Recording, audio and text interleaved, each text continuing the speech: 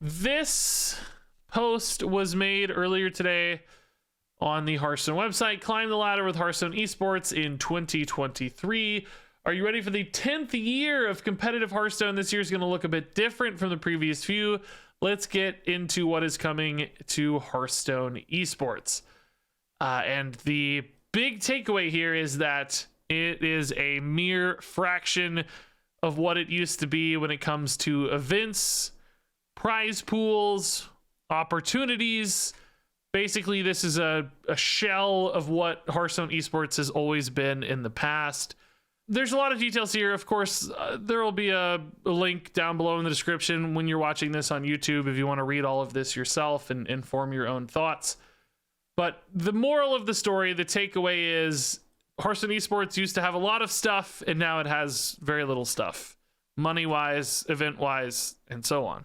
And in particular, I wanted to run through this FAQ they have here because normally you don't see this sort of thing in these kinds of articles. Normally when things are going bad and people are sad about stuff and it's not the expected results, you don't usually get a lot of really open, forthright communication like this.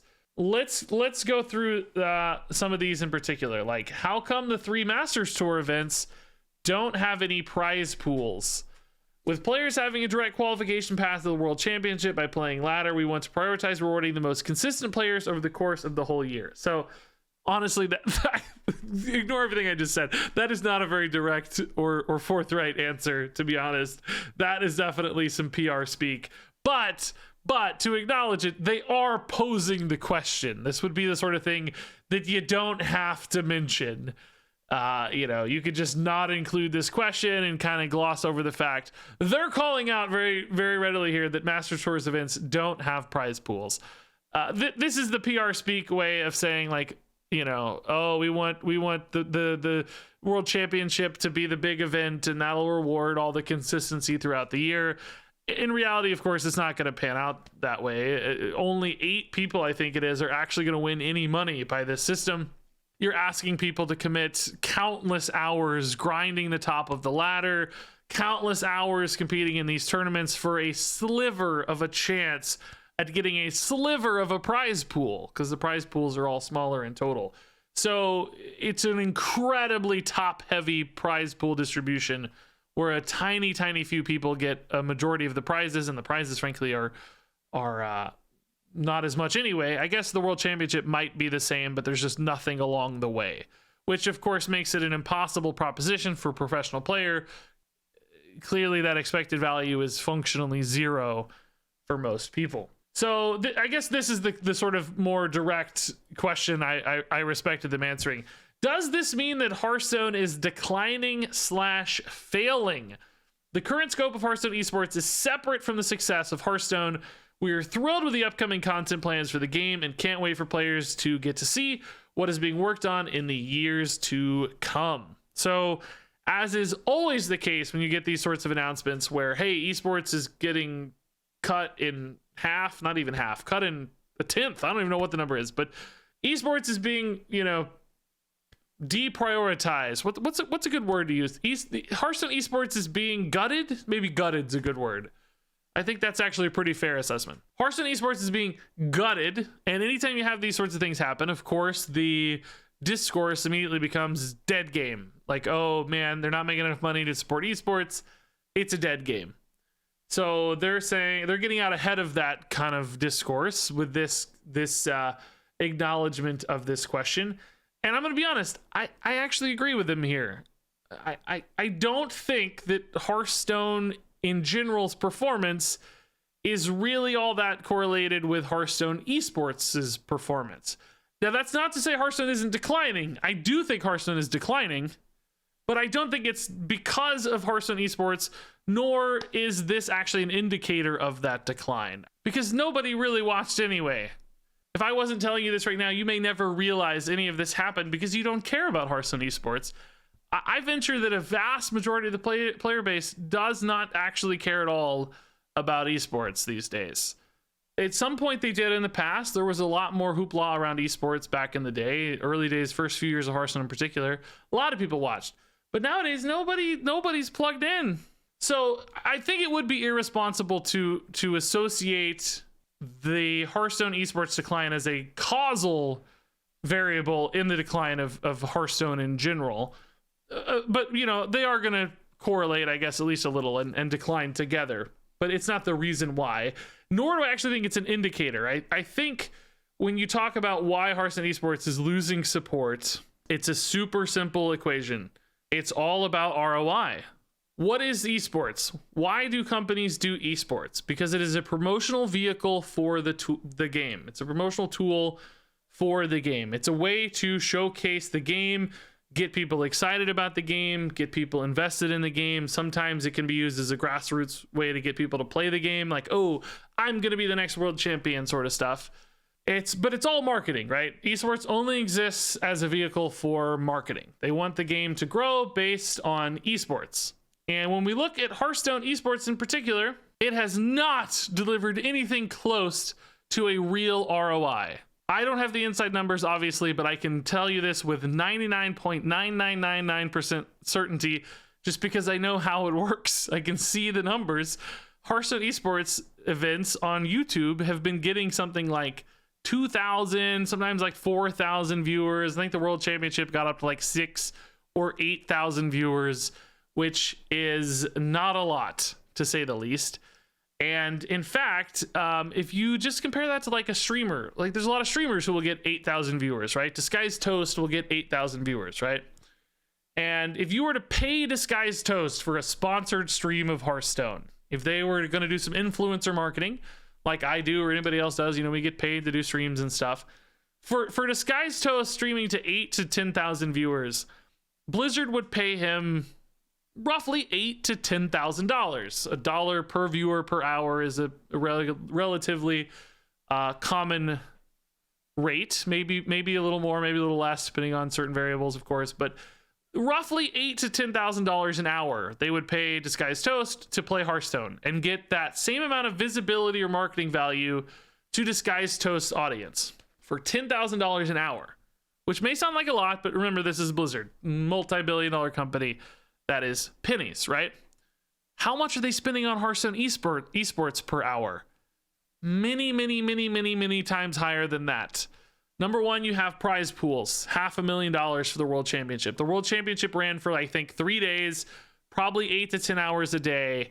And we'll say that same viewership, even though that's a high estimate, right? So let's say 30 hours of broadcasting for 10,000 viewers, right? So you're talking about 10,000 times 30 for the World Championship, $300,000, right? If you paid Disguised Toast straight up to stream for 3 days straight to promote Hearthstone for 3 days.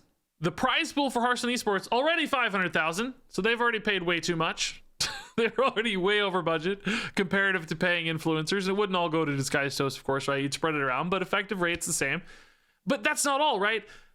There's countless administrative people. There are countless employees working at Blizzard full time to make all of these events happen and to organize this. There's legal billable hours. There's development hours billed. There's casters as well. Anytime you do something with Blizzard, guys, even if you shoot like a little video, there's like 6 or 7 people on the call. You've got like video producers and like, you know, there's localization stuff that has to happen. There's graphics people that have to work on all this stuff. I'm telling you, there are millions of dollars in any of these esports events, right? There's just so much going on. One employee working in California with full health benefits, you're talking about $150,000 right there per employee at least, and probably more, frankly, depending on levels, of course, and stuff too. We're talking about millions of dollars invested per esports event potentially, or at least collectively. I would imagine a $10 million budget or something or higher for esports. And again, totally made up numbers, but the sense of scale is hopefully there. But the return on that investment is nowhere close to what if they spent that money on other venues. If you just paid influencers to stream Hearthstone, you would get more total viewer hours, more exposure for a fraction of the cost.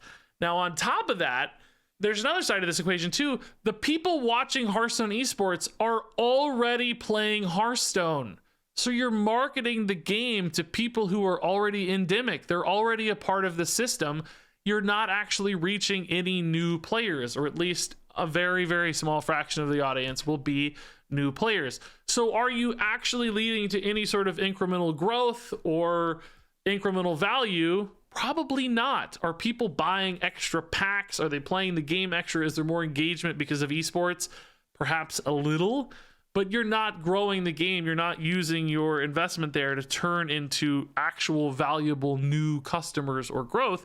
Whereas if you go sponsor a TFT streamer, or you go sponsor a Legends of Runeterra streamer, or a Marvel Snap streamer, or whatever, you're going to be spending your per dollar investment there to get people who might not be playing Hearthstone, to reach new eyeballs, to reach a new audience and help grow the game. So even if you were to say that the ROI is 1-to-1 with these other methods, it's hitting a different batch of the audience that is less valuable. So every dollar spent goes less far when you're using it in an esports world, perhaps. So there are other upsides to esports, like Blizzard sold the esports broadcast rights to YouTube instead of Twitch. That's why it's been exclusive to YouTube for the last few years, and they made like $120 million. That was mostly for Overwatch League and Call of Duty stuff, though, not really for Hearthstone. Hearthstone kind of just rode that wave and suffered from switching to YouTube. That's a large part of the viewership decline. So, you know, there's other variables in there that create value, etc. You know, just the sort of brand value of having an esports league. They recognize there's value there. So not to say that there's not value in esports, just that those kind of numbers that I just spent 30 seconds illuminating, there's a lot smarter people than me who have a lot better look at the budgets and numbers, doing much better data and going, wait a minute, why are we spending so much money in esports? What are we getting out of this? And somebody's going, well, really, we're not getting much. The ROI here is really bad comparative to other initiatives we could spend this same budget on, and therefore esports gets less budget. They go, well, we can't spend so much on this. We'll spend a little to, you know, maintain that brand value, to make sure people don't think the game is dying, etc. But ultimately, the budget is going to get cut.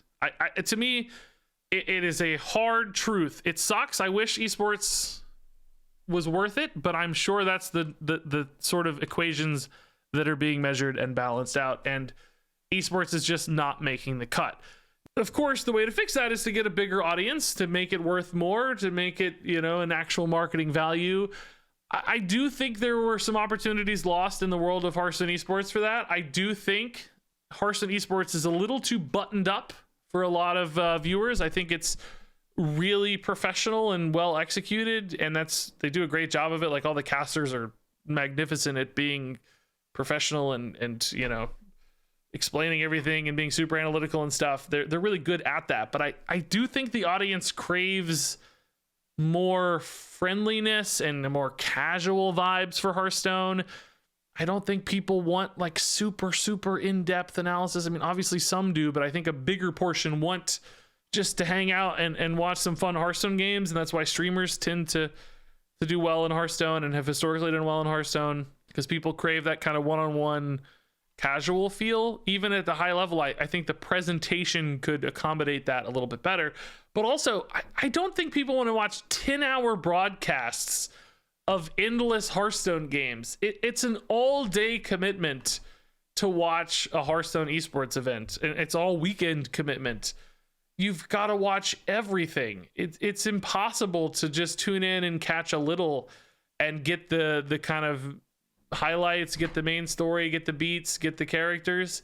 You know, an NFL game being like 2.5 hours is already a big commitment for people. And then you expect people to watch 30 hours of Hearthstone? I just don't think that model fits an audience. And if you don't watch it all, you feel like you're missing it, and it's hard to, like, if you just want to watch the World Championship game, when do you tune in? Okay, it's been on for 8 hours all day. I don't know when to watch the championship. What time does the championship start? I have no idea.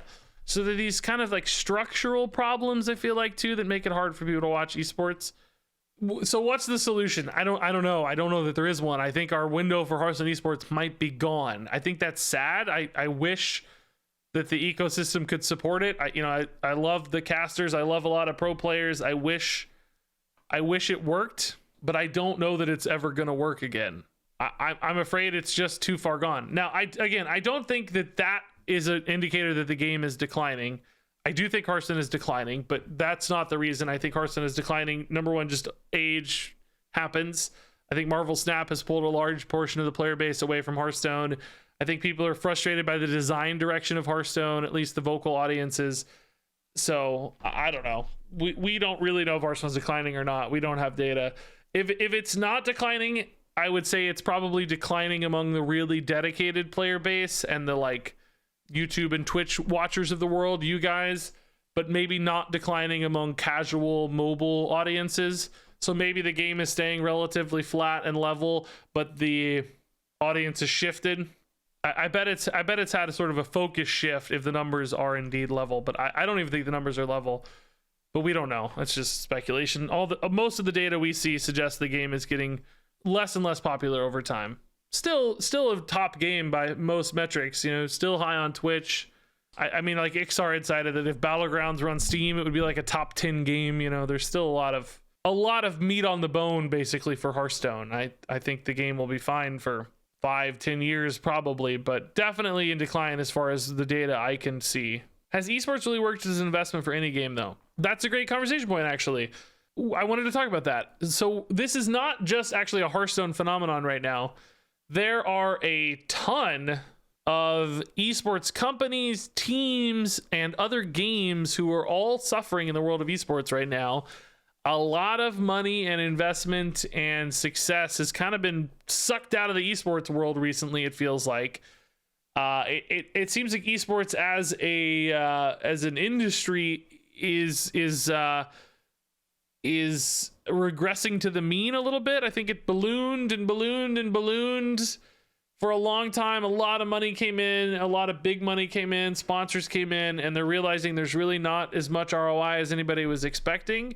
And the balloon has popped a little bit. The bubble, I don't know if I'm saying balloon when bubble is literally what we talk about these things. The bubble, the esports bubble has popped a little bit across various games. There have been some games who've made esports very lucrative, like League of Legends, I think is a great example. It has made that game very popular. It's watched by 1 million plus people when they have big events.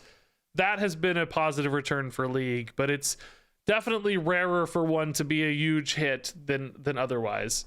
And I would argue Hearthstone Esports was actually a huge success early on. Used to it would get hundreds of thousands of viewers. At that stage, the investment made sense. The ROI was there. It was probably worth it. That probably helped grow the game scene a lot. It's just recently, as the numbers decline, it gets worse and worse, right? So yeah, it's not just Hearthstone in this case. A lot of esports stuff has pulled back.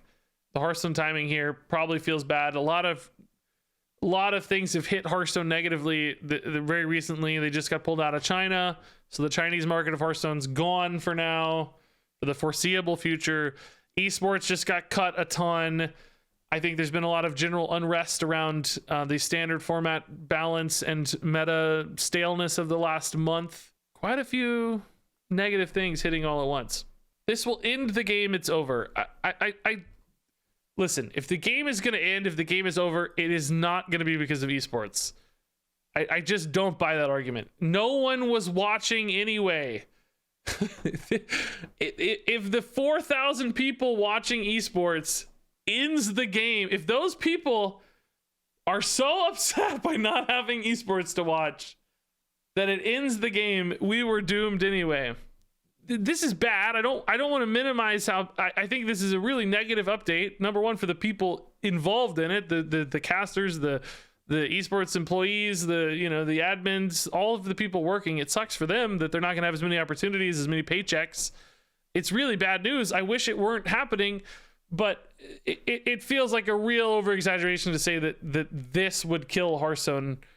If Hearthstone dies, it's because of things that affect the entire player base, not because of things that a very niche portion of the audience actually engages with. I think it would be a cop-out to say that esports kills Hearthstone when it's such a small, tiny part of the audience's interests. If anything kills Hearthstone, it's going to be stagnation of interest over time because of design or just natural attrition, right? There's a lot of things that would ruin Hearthstone over time, but I just don't think it's going to be esports. Yeah, it is true that I do agree that the promotion of esports has fallen a little short of most people's expectations. Like, most people don't know that these events are even going on when they're happening. They don't see notifications around, hey, the World Championship is happening, and hey, there are Twitter accounts and there are Twitter posts and stuff. But here's the problem, right? Any space that they use to advertise an esports event is space that could be used to advertise something else. So it's almost like you're advertising an advertisement, and there's opportunity cost there. What if we just advertise selling packs instead of advertising esports? Isn't that a more direct way to achieve the same goal, right? Do you advertise your advertisement, or should the advertisement itself be organically supporting you? It shouldn't need all of this extra support, because that's eating even more resources and more expenses. So if the return's not there, it's even more expensive to support the esports program. It starts to cannibalize on itself as opposed to serve its ultimate purpose. Sad either way. It's really sad.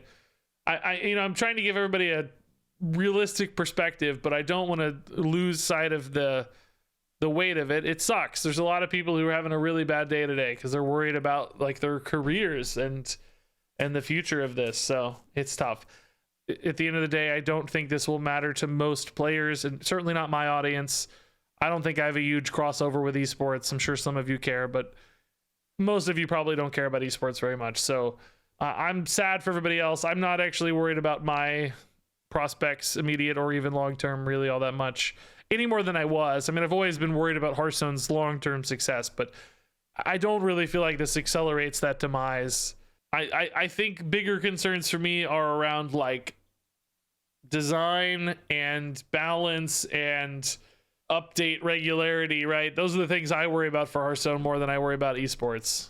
So I want those problems to all be solved, right?